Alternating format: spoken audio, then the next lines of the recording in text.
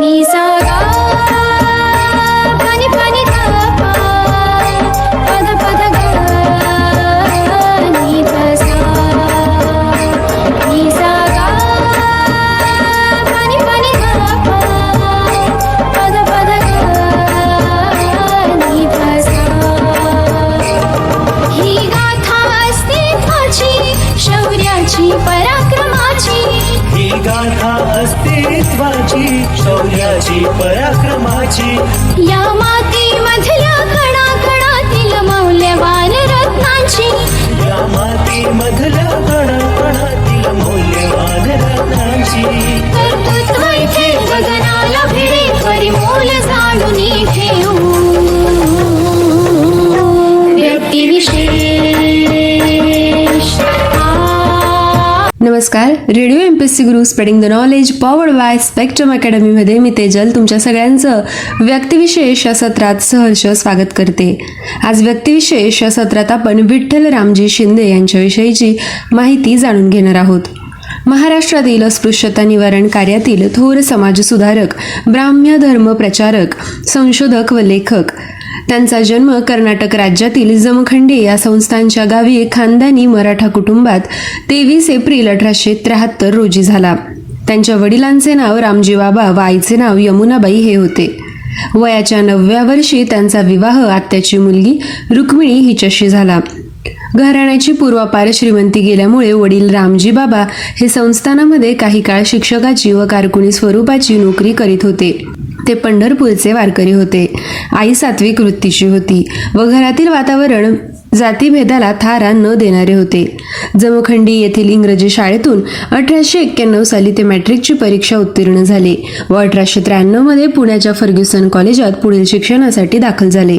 विठ्ठल रामजींची धाकटी बहीण जनाबाई हिचा तिच्या सासरी छळ होऊ लागल्यामुळे तिलाही त्यांनी पुण्यास आणून हुजूर पागा शाळेत घातले.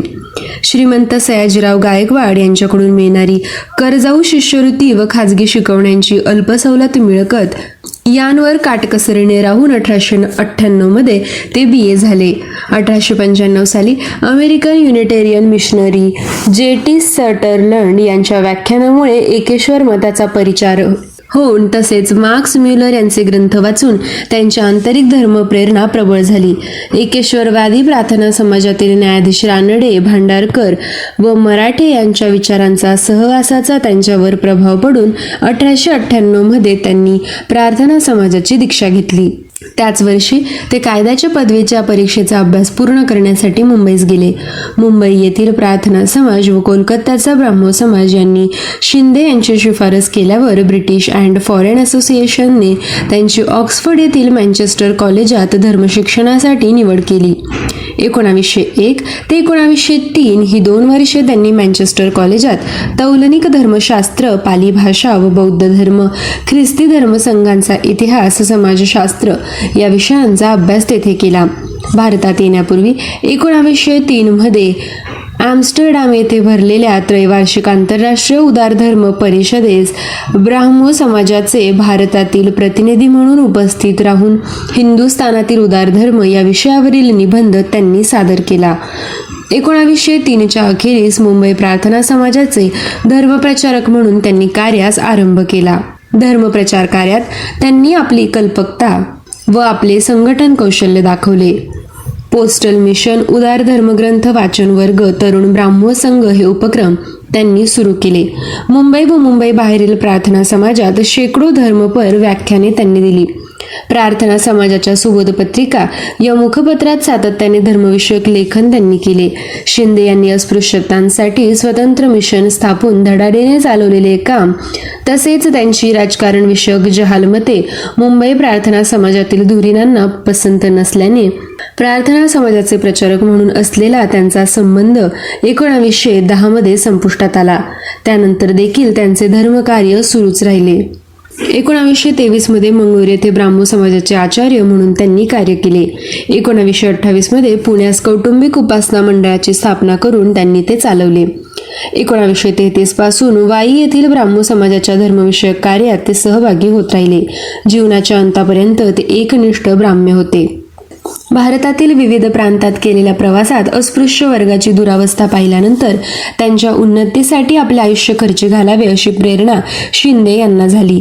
त्यांच्या दृष्टीने हे धर्मकार्यच होते. 1901च्या खानेसुमारीचा आधार घेऊन भारतातील विविध प्रांतातील अस्पृश्यांची लोकसंख्या 1/6 असल्याचे लेखाच्या व व्याख्यानाच्या द्वारे मांडून त्यांनी या अस्पृश्यांच्या सर्वांगीण उन्नतीसाठी एक देशी मिशन स्थापन करण्याची आवश्यकता प्रतिपादित केली. त्याप्रमाणे न्यायमूर्ती नारायण चंदावरकर यांच्या अध्यक्षतेखाली depressed classes mission society of India या संस्थेची स्थापना 16 ऑक्टोबर 1906 मध्ये त्यांनी केली. स्वतः सेक्रेटरी राहून कामाला प्रारंभ केला.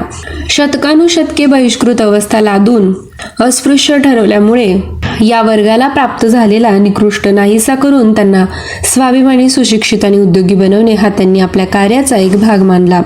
तर उच्चवर्णीयांच्या मनातील अस्पृश्यताविषयक भ्रामक समजूत नष्ट करणे हा त्या दुसऱ्या कार्याचा त्यांनी भाग मानला.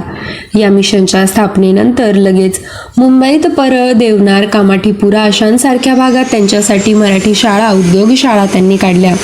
निराश्रित स्त्रियांची सेवा करण्यासाठी निराश्रित सेवा सदन त्यांनी सुरू केले. शिंदे यांच्या भगिनी जनाबाई व वृद्ध आई वडील हे या लोकांची सेवा करण्यासाठी त्यांच्या वस्तीत जाऊन राहिले. मुंबई बाहेर पुणे, मनमाड, अकोला, अमरावती, नागपूर, महाबळेश्वर तसेच भावनगर, हुबळी, धारवाड, बेंगलोर, चेन्नई इत्यादी ठिकाणच्या मिशनच्या शाळा त्यांनी काढल्या. मिशनच्या स्थापनेनंतर 6 वर्षातच एकंदर 14 ठिकाणी 23 शाळा, 55 शिक्षक, 1100 मुले, 5 वसतिगृहे, अन्य 12 संस्था व 7 आजीवन प्रचारक एवढा मिशनचा कामाचा व्याप शिंदे यांनी पश्चिम आणि दक्षिण भारतातील 7 प्रांतात वाढवला. 1912 मध्ये त्यांनी मिशनचे कार्यालय मुंबईहून पुण्यास हलवले. महात्मा फुले यांनी भोकरवाडीत ज्या जागेत अस्पृश्यांसाठी शाळा उघडली होती ती जागा नगरपालिकेकडून संपादित करून श्रीमंत तुकोजीराव होळकरांच्या व मुंबई सरकारच्या आर्थिक सहाय्याने 1.25 लाख रुपये खर्च करून मिशनसाठी अहल्याश्रम ही सोयीस्कर इमारत त्यांनी बांधली. अस्पृश्यता निवारणाचे 1920 पर्यंतचे पहिले पर्व हे जागृतीचे म्हटले तर विठ्ठल रामजी पर्वे हे या चे प्रवर्तक ठरतात. पुढचे पर्व संघर्षाचे व त्याचे प्रणेते डॉक्टर बाबासाहेब आंबेडकर हे होते. 1923 साली मिशन ही संस्था अस्पृश्यवर्गीय प्रतिनिधींच्या स्वाधीन करून शिंदे मिशन बाहेर पडली.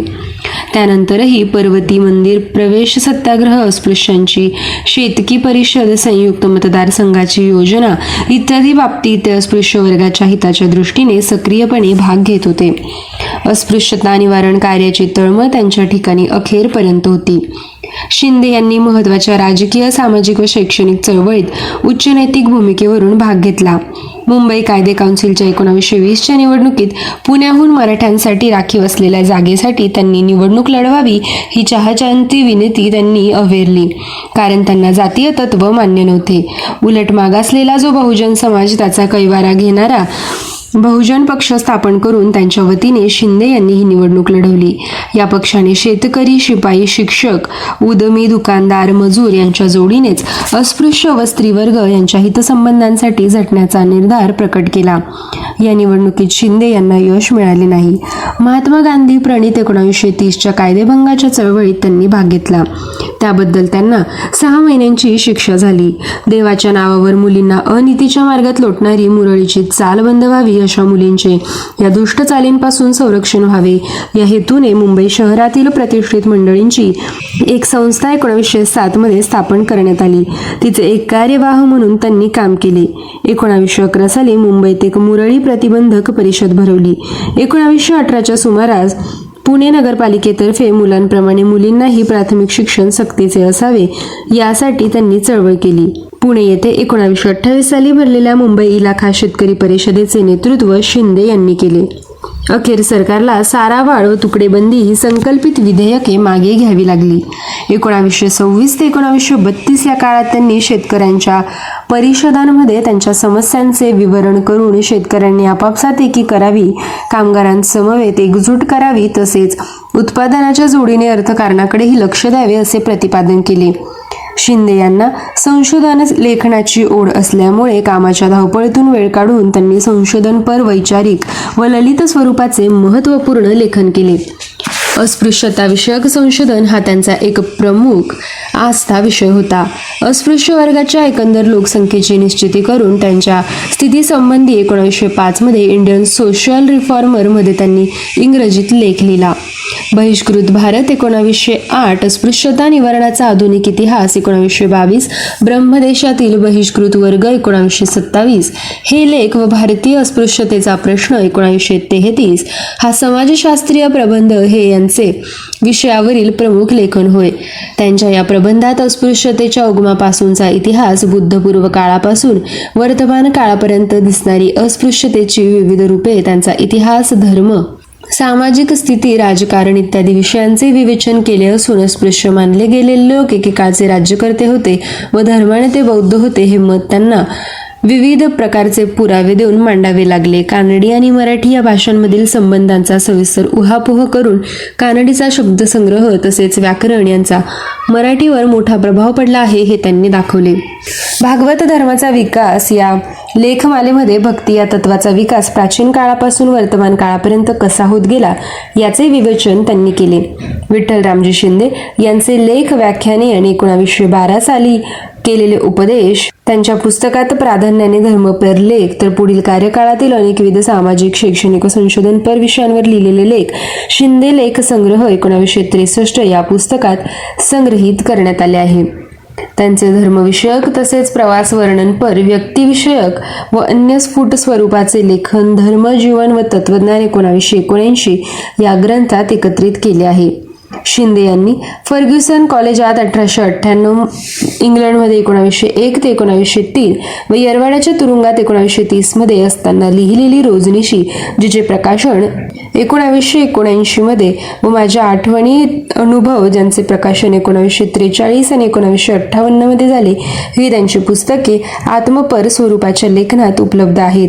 या लेखनातून त्यांच्या मनाची आध्यात्मिक ठेवण, तरल संवेदनशीलता, सूक्ष्म सौंदर्यसृष्टी आणि प्रसन्न विनोदवृत्ती हे त्यांच्या व्यक्तिमत्वाचे विशेष प्रत्ययाला येतात.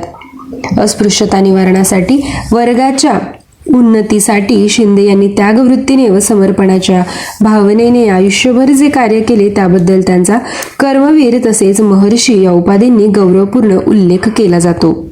इंग्लंडमधील रोजनिशीत त्यांनी प्रथम त्यांच्या बोटीवरील प्रवासाबद्दल लिहिले आहे. तौलनिक धर्माचे अध्ययन करण्यासाठी ते ऑक्सफर्डला गेले होते. ते पॅरिसला गेले व तेथील इमारतींचे कला सौंदर्य पाहून त्याबाबत फ्रेंचांची ग्रीकांशी तुलना होऊ शकते असे मत त्यांनी व्यक्त केले. मानवी ऐश्वर्य, सौंदर्य, स्वातंत्र्य व सुधारणा यांचा मिलाफ या राष्ट्रात झाला आहे असे त्यांना वाटले. ब्राह्मो समाजास 100 वर्षे झाली. त्यानिमित्ताने शिंदे यांनी पश्चिम बंगालची सफर केली. तेव्हा ते ब्राह्मो उपासना केंद्रे चालवणाऱ्या रवींद्रनाथांना भेटले. रवींद्रनाथांचा आवाज अलगुजासारखा कोमल व हृदयप्रवेशी होता आणि त्या उपासनेत त्यांनी लोक आग्रहाखातर छोटे सुंदर पदही म्हटले असे त्यांनी म्हटले. त्यानंतर शिंदे पूर्व बंगालमध्ये गेले. त्यांनी वेगवेगळ्या शहरात व गावात ब्राह्मो धर्मावर भाषणे दिली. अशा महान समाजसुधारकाचा मृत्यू 2 जानेवारी 1944 रोजी पुणे येथे झाला. आज व्यक्तिविशेष या सत्रात आपण विठ्ठल रामजी शिंदे यांच्याविषयीची माहिती जाणून घेतली. पुन्हा भेटूया पुढील सत्रामध्ये. तोपर्यंत stay tune to radio MPSC Guru, spreading the knowledge, powered by spectrum academy. धन्यवाद.